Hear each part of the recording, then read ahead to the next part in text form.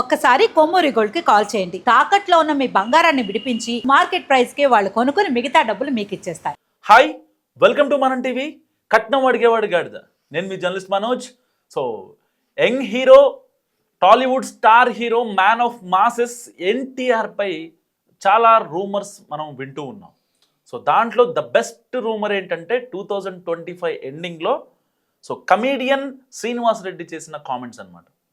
లేదు, ఎన్టీఆర్ గారికి 2009లో జరిగిన ఏదైతే యాక్సిడెంట్ ఉందో అది ఇప్పటి వరకు చాలామంది ర్యాష్ డ్రైవింగ్ అని చెప్పారు, లేదంటే తాగి బండి నడిపాడని చెప్పారు. ఇలాంటివి రూమర్స్ మనం వింటూ వచ్చాం. సో ఆయన ఎన్టీఆర్ కూడా దీనిపైన చాలా క్లారిటీస్ ఇచ్చారు చాలా ఇంటర్వ్యూస్లో. సో ఇలాంటి నేపథ్యంలో ఇప్పుడు ఎన్టీఆర్కి చేతబడి జరిగింది అనే వార్త ఇప్పుడు వైరల్ అవుతుంది. సో ఫ్యాక్ట్ చెక్ చేద్దాం, అసలు నిజంగా చేతబడి జరిగిందా లేదా అన్న విషయం గురించి ఇప్పుడు మీకు ఇన్ డీటెయిల్గా చెప్పే ప్రయత్నం చేస్తాను. సో ఇప్పటికే చాలా ఇంటర్వ్యూలు ఇచ్చారు ఎన్టీఆర్ గారు, దాని తర్వాత చాలా క్లారిటీ ఇచ్చారు. ఎందుకంటే ఆ రోజున ఒకవేళ నేను మందు తాగి డ్రైవింగ్ చేసి ఉంటే హాస్పిటల్కి వెళ్ళిన తర్వాత నాకు ఆపరేషన్ని ఎలా చేస్తారు అంటూ కూడా ఆ రూమర్లన్నిటికీ చెక్ పెట్టారు ఎన్టీఆర్ గారు. ర్యాష్ డ్రైవింగ్ అని చెప్పారు. ర్యాష్ డ్రైవింగ్ చెప్పడానికి ఆ రోజు కారు తోలింది ఎన్టీఆర్ గారు కాదు, ఆ విషయం ఆయనే చెప్పారు. అండ్ వాళ్ళ టీం కూడా అప్పట్లో క్లారిటీ ఇచ్చింది. దాని తర్వాత ఎందుకంటే ఈ యాక్సిడెంట్ విషయం అనేది 2009లో జరిగిన దాదాపుగా 16 ఏళ్ళు అవుతున్నా సరే ఇప్పటికీ ఆయన ఫ్యాన్స్ గుర్తుంచుకునే ఘటన, మర్చిపోలేని ఘటన అని కూడా చెప్పుకోవచ్చు. ఆ యాక్సిడెంట్ అసలు ఆయన ఫ్యాన్స్, ఆయన డైహెడ్ ఫ్యాన్స్ ఎవరు కూడా మర్చిపోరు. సో ఇలాంటి నేపథ్యంలో ఇప్పుడు ఆయనకి చేతబడి జరిగింది. సో ఎవరో చేయించారని చెప్పి కొంతమంది చేస్తున్న కామెంట్స్ దాన్ని సోషల్ మీడియాలో తెగ వైరల్ చేస్తున్నారు.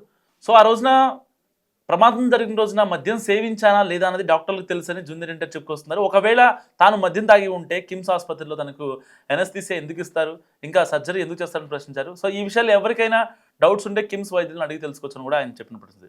సో తాను చక్కగా భోజనం చేసి కారెక్కానని, కనురెప్ప మూసి తెరిచేలోగా ప్రమాదం జరిగిపోయిందని, అంతేకాదు ఎన్టీఆర్ మీద చేతబడి జరిగింది, సో అందుకే యాక్సిడెంట్ అయ్యింది, తాగి నడిపారు, ఇలాంటి పిచ్చి పిచ్చి ప్రచారాలు మానుకోవాలంటూ కూడా ఎన్టీఆర్ హితవు పలికారు.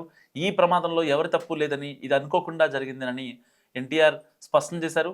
సో మీడియాలో అనవసరపు ప్రచారాలు చేసేవారని తమ జీవితాలపై దృష్టి పెట్టుకోవాలని కూడా హితవు పలికారు ఎన్టీఆర్. సో ఎట్టి పరిస్థితుల్లో ఆయన మీద చేతబడి చేయటమో, లేకపోతే అంటే ఈ టెక్నాలజీ రంగంలో చేతబడులు చేశారు, లేకపోతే చెట్టు మీద కాయలు దింపారు మనిషి సహాయం లేకుండా, సో ఇలాంటి మంత్రాలు చింతకాయలు రాలవు అన్న రేంజ్లో ఎన్టీఆర్ గారు ఒక రకంగా స్పందించారని చెప్పుకోవచ్చు.